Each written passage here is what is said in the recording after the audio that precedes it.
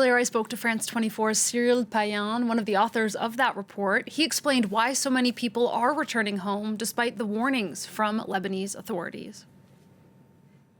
Well, just because the history repeats itself in Lebanon, this exodus, I will say, have been going on for decades already. I remind you that a first ceasefire was implemented, like 15 months ago on November 24, 2024, where there was a huge military offensive from the Israeli army on this very part of the country. So people have been living in tents, in places scattered all over the country for months. We're talking about a huge number. 1 million people from the southern part of Lebanon have been displaced for months. Some of them we have been talking to were saying, we are not refugees. How can we be refugees in our own country? We're just displaced and we have to go back. We must go back to the land where we were born. So despite, as you say, the warning from the military, from the officials, the government, even from the Shiite party, say not to come back because of the precarity, the fragility of the ceasefire. Everybody knows it, that it could be wrapped in, it could be stopped in 1 minute. This is probably that will be happening because this is the same experience that everybody has.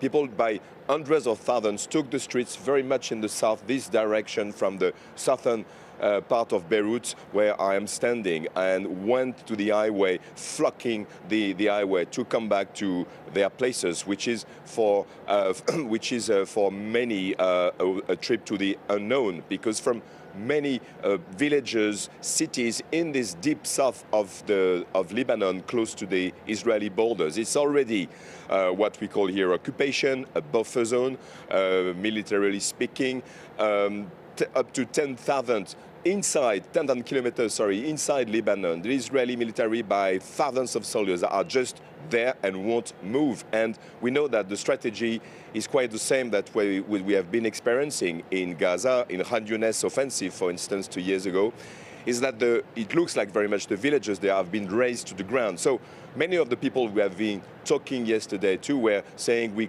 come back, we know that we won't be able to cross the river, the Litani River, and we know that the house where we were born, the house, is just razed to the ground. But despite that, there were this huge movement, this huge exodus, the counter-exodus, to go back to the south.